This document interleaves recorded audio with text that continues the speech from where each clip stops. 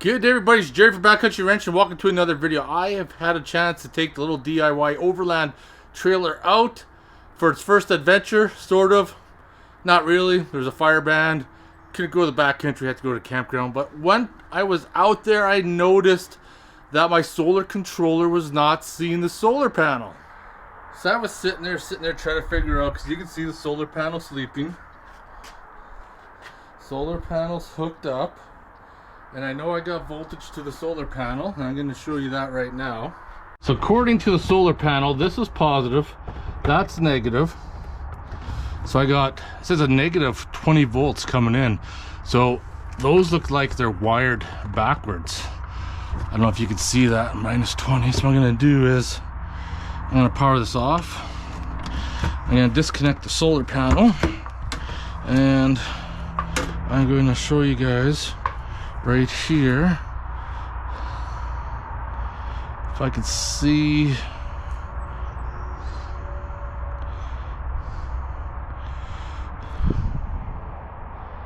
what pins are being used.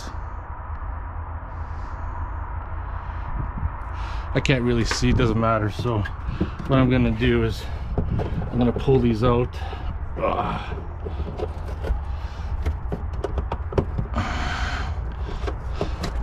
So I got them pulled out, right? We're gonna come back here.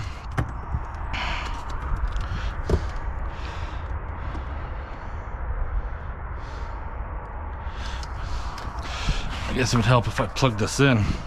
Hey, shut her down. Shut her down, it wasn't getting any voltage. Yeah, showing negative 20. And that's black, that's taped with red.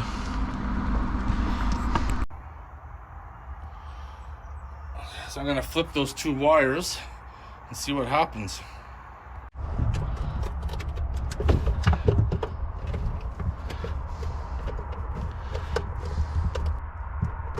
Yeah, right, they're nice and tight.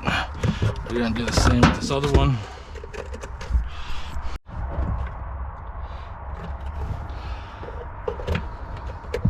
So there's a good chance that this could be fried, because it was hooked up backwards.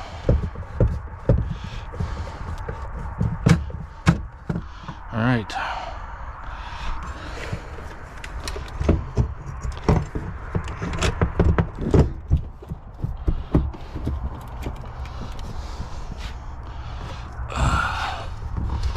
Let's plug in that little cable.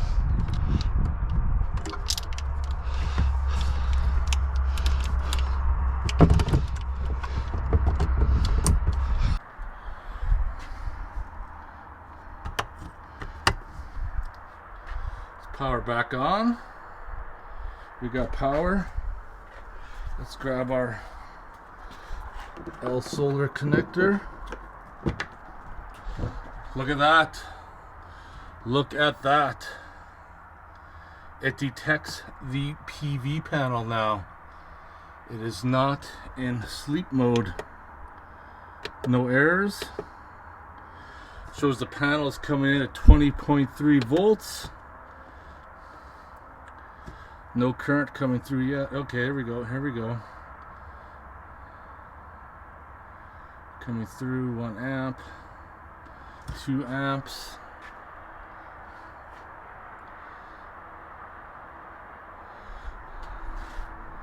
It's not much light anyways because of all the smoke.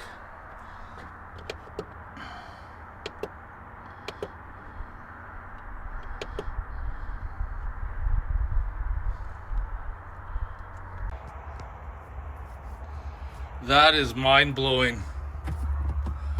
Now it's working. So when he installed this all that time ago, this would have never have worked.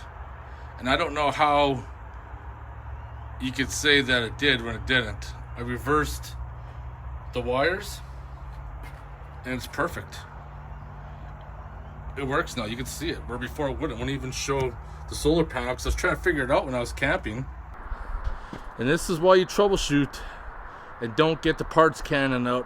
Would have been so easy for somebody to order a new controller, just assume that it's no good, hooked it up the same way, because we got the red tape on that wire that someone's going to assume that's positive, and it's not. It's actually backwards. It's negative. So now, when I head out camping, I'll be able to charge the battery. Right now it's saying 12.6 volts. Let's just turn on the battery bank and we can see up there how much battery there is. 80%. Still lots. I mean, 2 amps. It's going to take a long time to charge. But we know it's working. That's so crazy. That's so simple. Couldn't figure out when I was out camping. Wasn't really thinking on the ball. Drinking a lot of beers. And I could have solved it out there. Because we're just looking at voltage out in the bush. But weren't really thinking if it was coming in positive or negative. And that's the biggest thing. When you're using your multimeter, you see voltage come in. If you see that negative, either you have your multimeter wires wrongly connected, or the wires themselves are wrongly connected into the charge controller. I'm so glad this is fixed and it's working. And it's mind-blowing to me that the previous owner could not tell that something was wrong. But I'm glad this is all fixed up, and now I can charge everything when I'm out in the bush. It's pretty awesome. One of the other things I want to do is I want to hook up this in the back hatch there for the shower, because it comes with a 12 volt socket plug-in, and that's what this has right here. So I can get that done up and made. So I'm out camping, I can just plug it into there. This is for the B-roll people.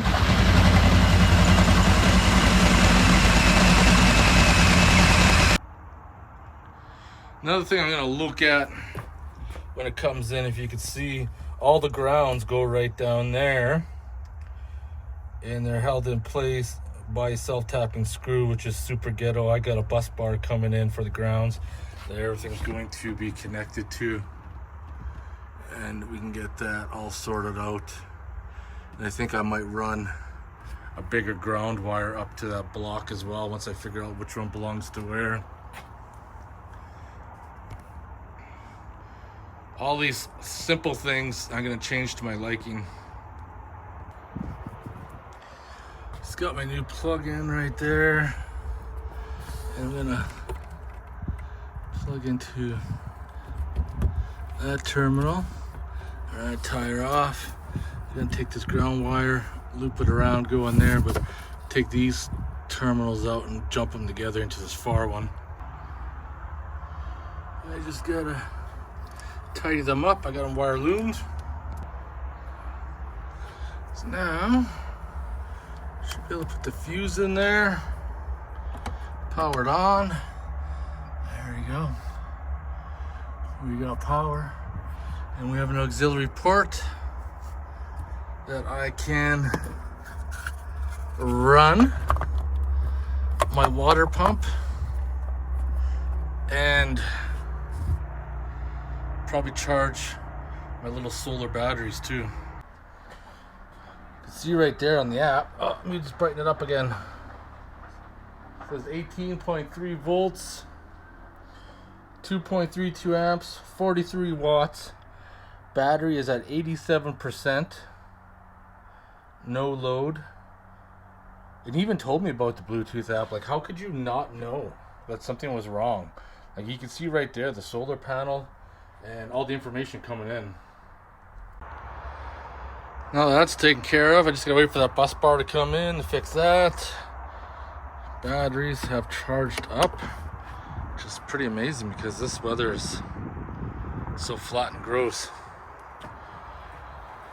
So this setup originally came as a 30 amp setup, so I got the 30 amp original fuse in there, short line. So I think if I charge like my EcoFlow or Blue Eddy, you should charge pretty good on there, 12 volts. Ran it up in the ground, and I need to find out where the ground comes from there up to there to put a better ground in place. Fixing everything up one step at a time.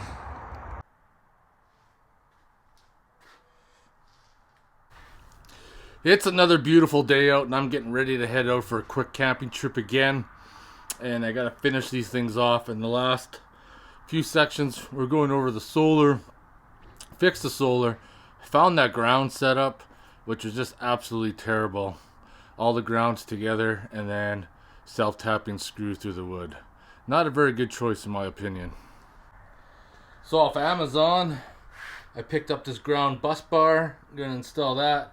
And while I was shopping on Amazon, I picked up this cheap barbecue because my Coleman stove is kind of kicking out after like 7 years.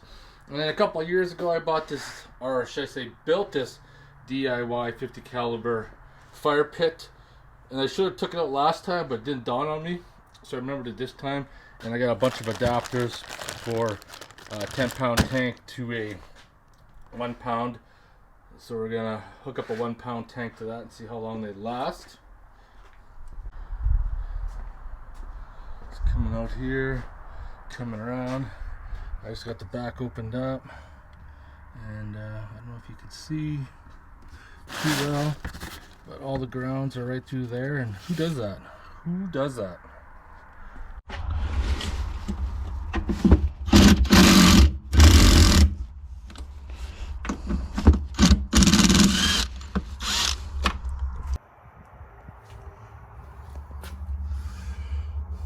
So I got those out, and then you got to pay attention to this. This self-tapping screw is long, so obviously you know they went into the metal of the frame, and by doing that they're creating a ground with the frame. So I got to make sure that I install that back in. And underneath the trailer, I was wondering why this wire was hanging there, and it doesn't really have a home, so I'm going to pull it out for right now. But we're going to get those hooked up, and then we're going to reattach a ground to the frame. Bus bar did come with 2 screws.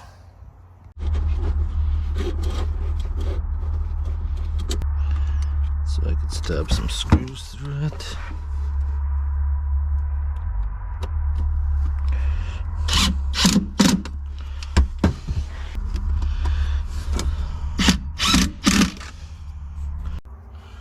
So I got some Power Fist Princess Auto 8-gauge primary wire. I'm gonna run that to the ground block up top because I'm pretty sure if I follow this down, these 2 white wires are coming off the battery, but that's not a good enough ground. So I'm gonna run a big ground to there from the block because this wire here connects to the batteries. I know that much.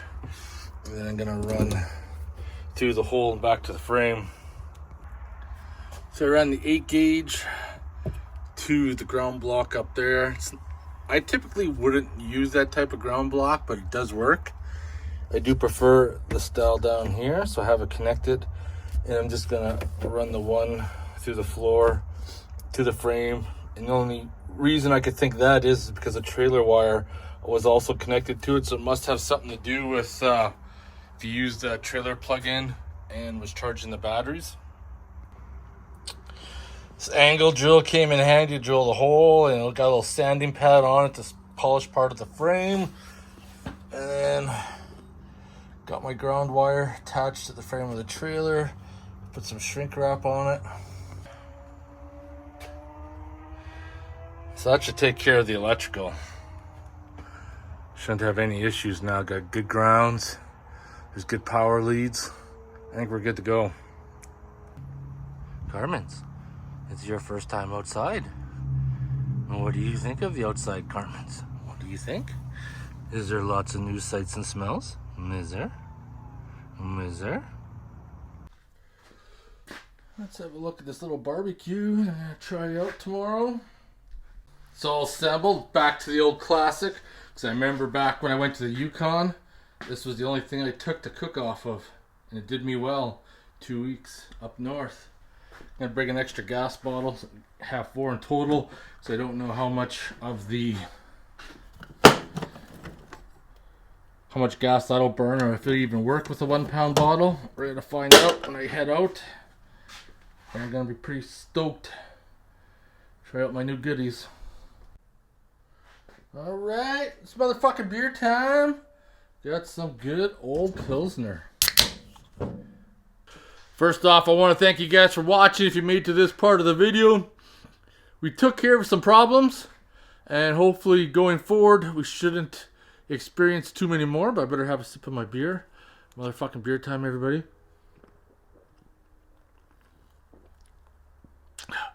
Good old Saskatchewan beer. I'm heading out tomorrow just for a quick one-nighter trip. I'm going to try everything out.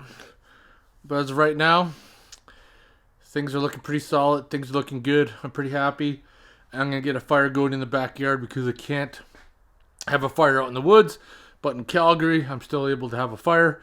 So I want to thank you guys for watching, and I'll see you guys in the next one.